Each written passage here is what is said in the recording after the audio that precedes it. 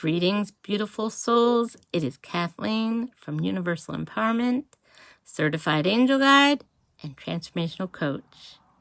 Thank you for joining me for our first video of our 12-day series, Understanding Your Natal Chart, because it will help you to understand the use of energies and how to live more authentically.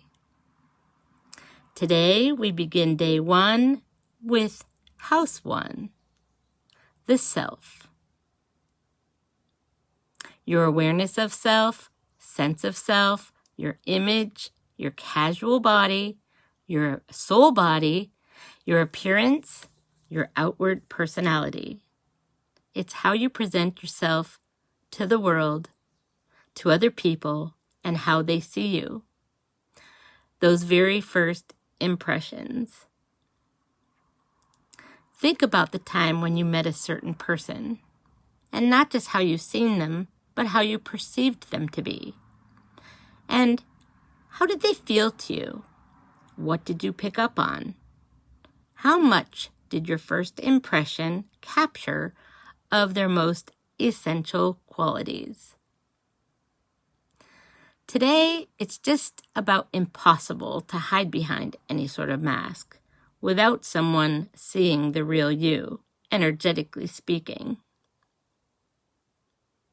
The mask being parts of yourself that you hide behind, those maybe shadow sides, the parts that you're maybe not so proud of in your personality. So if you're picking up negative vibes, they're probably from the negative personality. How someone presents themselves to me is how I perceive them to be, without any filters or rose-colored glasses on. Your ascendant sign, also called your rising sign, in your birth chart, is located on the eastern horizon.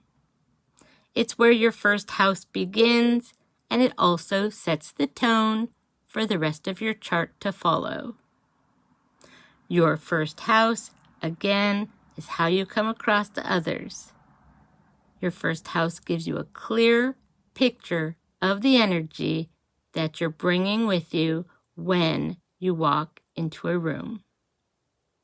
I help you to recognize predispositions and patterns in the subconscious, both light and dark polarities, negative and positive, so that you're able to become aware of the behaviors, the challenges, and the aspects of the self in House 1. All of your strengths as well, and all those aspects that are not so appealing or useful for creating a balanced life for yourself. Let's take a little bit of time here to see what kinds of roles each of the 4 elements and how they can influence in the first house. Let's first describe fire signs. Well, they can come across as being creative, bold, brave, risk takers. They could also come across as having great leadership qualities. They could be flirty and romantic, and they also can be competitive. So if you're a fire sign, how would somebody else describe you from their first impression? If you have earth rising sign, well, some can describe these people as being calm, centered, or stubborn, critical, greedy, grounded, and solid.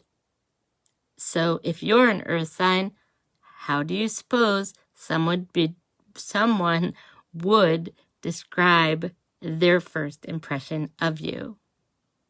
And air signs, well, they can be described as flighty, fickle, know-it-alls, restless or chatty, distracted or unfocused, social or unemotional.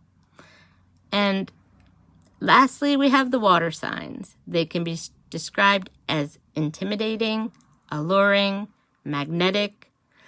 Some are seductive, comforting and peaceful, and some sentimental. So,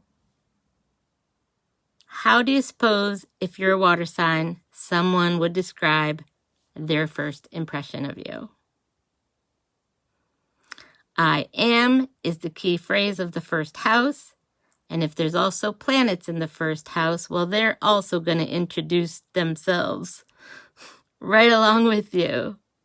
Because if you have Mars in the first house, for instance, then you would be introducing yourself as being bold and brave.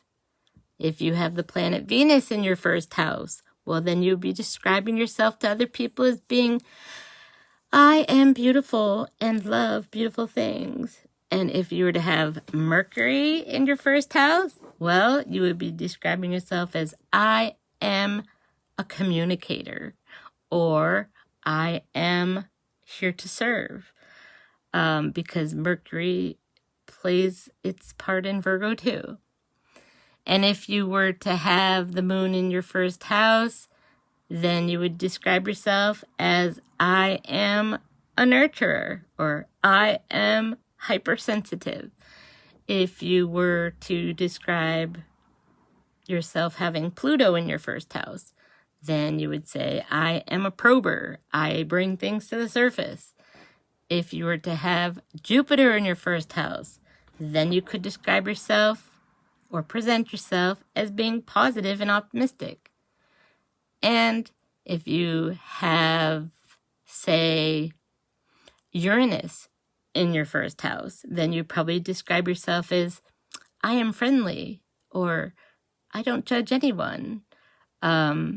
And Saturn, if Saturn is in your first house of self, then you might describe yourself as being, I am accomplished. And Neptune, you'd probably describe yourself as, I am mystical and compassionate and sensitive. So these are how the planets would, say, play their part in your house of self a little bit. Now let's talk about self-confidence in the first house. Some people have fears that their first impressions that they give onto others may, in a way, make them feel inadequate or unacceptable. And if you want to feel more confident and self-assured about having social confidence, then you will need a greater level of self-trust and self-acceptance. So I suggest you begin by being good with who you are, accepting yourself inside and out, just as you are.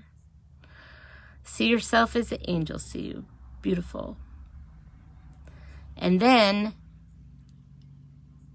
try to not need approval, and don't base your own self by how anybody else might judge you or think of you, because only what you think of you matters. And by knowing this, you can show up far more authentically. It's just basically by removing the self-protective layer of the brain that's super sensitive to the possibility that somebody might reject you is really what causes that.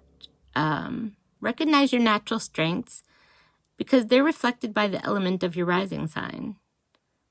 Just by becoming aware of how you impact others when you walk into a room, you can breathe fully and then decide how you want to show up, because that is how they're going to perceive you as you are. So thank you for joining me for our first day, and celebrate your house of self, all that you are. You're negative, you're positive, accepting every aspect that makes you you. I'll see you soon for day 2, house 2. Love and blessings. Namaste.